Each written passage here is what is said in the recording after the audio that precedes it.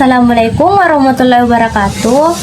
Halo, perkenalkan nama saya Aga Ramadhani dengan NIM 251405001 dan saya program dari studi D3 Kebidanan. Jadi di video ini saya ingin menjelaskan konsep dan bentuk komunikasi dan konseling. Dan ini merupakan mata kuliah komunikasi dalam praktik kebidanan. Dan guru pengampu yaitu Ibu Nurdalifa SST MKes. Selanjutnya, baik, kita masuk ke pembahasan pertama, yaitu pengertian umum komunikasi. Berasal dari kata Latin yaitu communicare, membuat atau sama atau berbagi, atau proses antara pengirim dan penerima untuk mencapai pemahaman bersama yang bersifat dinamis, dua arah, dipengaruhi konteks. Dinamis artinya komunikasi itu selalu bergerak dan berubah-ubah. Dua arah artinya komunikasi itu bukan jalan satu-satu seperti ada yang berbicara atau pengirim dan ada juga yang mendengarkan sebagai penerima, dan ada interaksi bolak-balik, bukan cuma satu orang yang berbicara dan yang lain cuma diam mendengarkan. Dipengaruhi konteks, maksudnya cara kita berkomunikasi itu tergantung situasi dan kondisi. Contohnya berbicara dengan teman santai dan bebas. Kalau berbicara dengan orang tua harus sopan, hormat, dan tidak boleh sembarangan berbicara. Selanjutnya, pengertian dalam konseling adalah interaksi terarah antara konselor dan konseli. Maksudnya adalah interaksi saling berkomunikasi terarah. Maksudnya tidak ngobrol sembarangan tapi ada tujuan yang jelas. Konselor adalah orang yang ahli atau yang mendengarkan. Konseli orang yang curhat atau meminta bantuan. Jadi maksudnya mereka ngobrol dengan tujuan yang jelas, bukan cuma ngobrol santai. Kemudian adapun tujuannya yaitu bantu konseli atasi masalah seperti mencari jalan keluar kalau ada kesulitan. Tingkat pemahaman diri maksudnya membantu kamu lebih kenal sama diri sendiri, tahu kelebihan dan kekuranganmu, dan capai perubahan positif, yaitu supaya jadi lebih baik, lebih semangat, dan lebih bahagia dari sebelumnya. Adapun ciri khasnya yaitu aman. Konseli merasa tenang dan aman untuk menceritakan apa saja tanpa takut. Tidak menghakimi, maksudnya konselor tidak akan memarahi, menyalahkan, dan bilang kamu salah. Mereka mendengarkan dengan pengertian.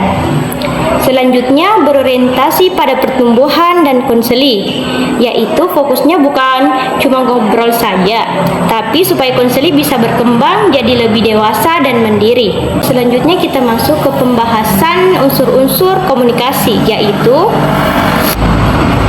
yang pertama yaitu pengirim atau encoder. Maksudnya konselor atau konseli yang membuat dan kirim pesan. Yang kedua yaitu pesan isi informasi, bisa berupa lisan, non-lisan, atau tertulis. Ketiga, saluran atau channel.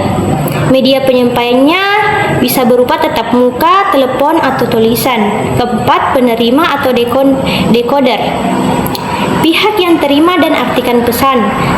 Kelima, umbalan atau tanggapan yang menunjukkan pesan telah dipahami. Contoh, tanggapan lisan atau ekspresi wajah. Selanjutnya yang keenam yaitu gangguan atau noise, hambatan yang komunikasi berupa fisik, psikologis, atau bahasa.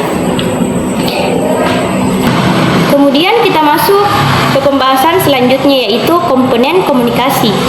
Yang pertama yaitu kode komunikasi sistem simbol berupa bahasa lisan, bahasa tubuh, nada suara. Yang kedua, isi pesan, konten yang disampaikan berupa informasi faktual, perasaan, ide, dan instruksi. Ketiga yaitu media komunikasi atau alat penyampaian, bisa berupa langsung, tidak langsung, atau media pendukung seperti HP atau dan lain-lain. Yang keempat yaitu struktur komunikasi pola penyampaian, bersifat terbuka, terarah, atau atau hierarkis.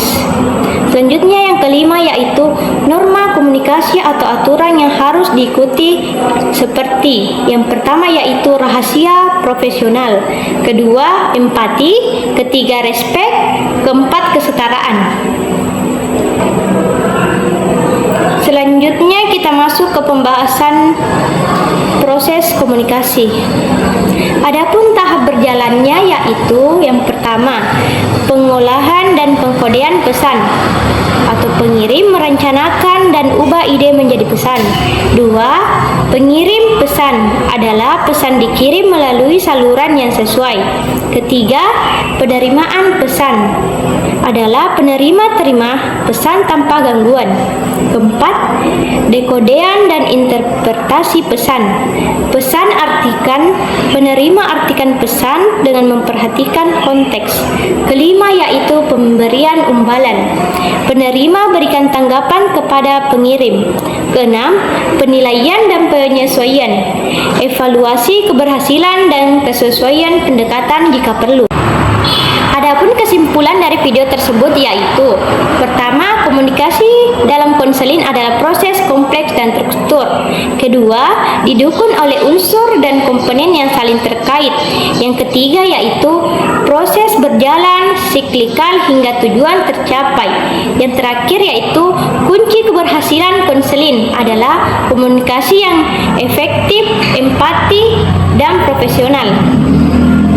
Baik, itulah tadi video dari saya. Sekian dan terima kasih. Wassalamualaikum warahmatullahi wabarakatuh. Bye-bye.